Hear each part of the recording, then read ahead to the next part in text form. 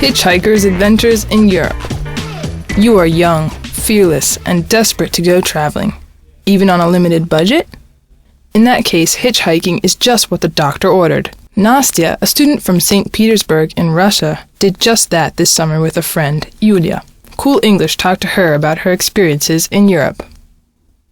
Where did you go? There were two of us, Yulia and I.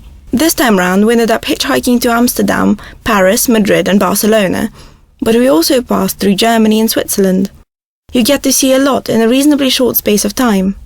Why hitchhike? It is a completely unique way of travelling, unlike anything else.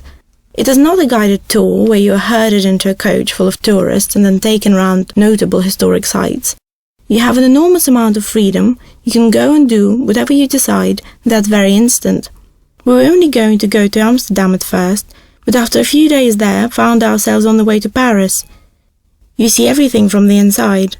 You meet and talk to real people from across the world, for example. We're just students, so hitchhiking has an obvious plus: the price.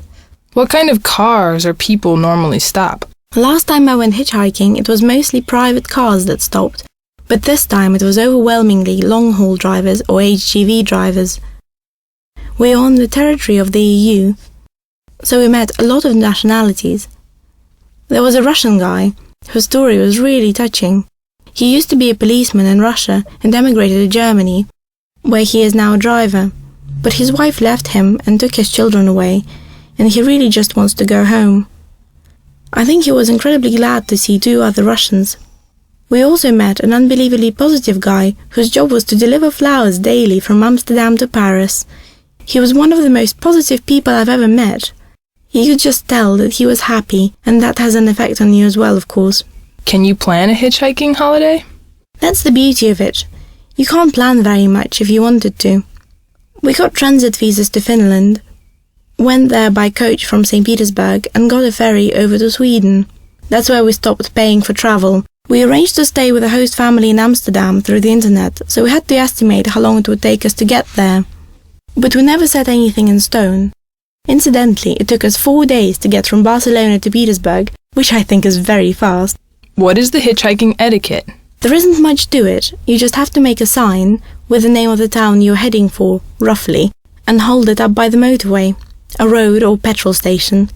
Just remember to make the sound loud and clear and pick the right side of the road. You can tell that some people give you a lift because they've been driving for a long time and they're afraid of falling asleep. In that case, you have to talk. Say anything you can think of, loudly and provocatively, lest they fall asleep.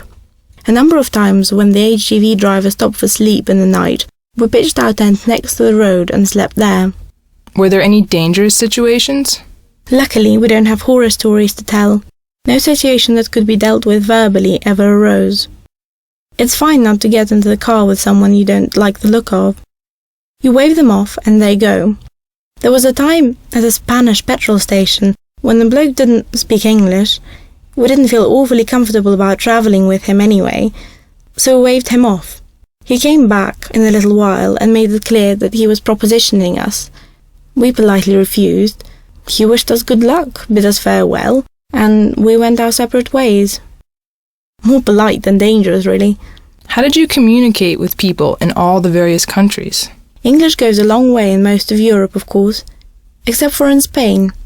Very few people spoke English there.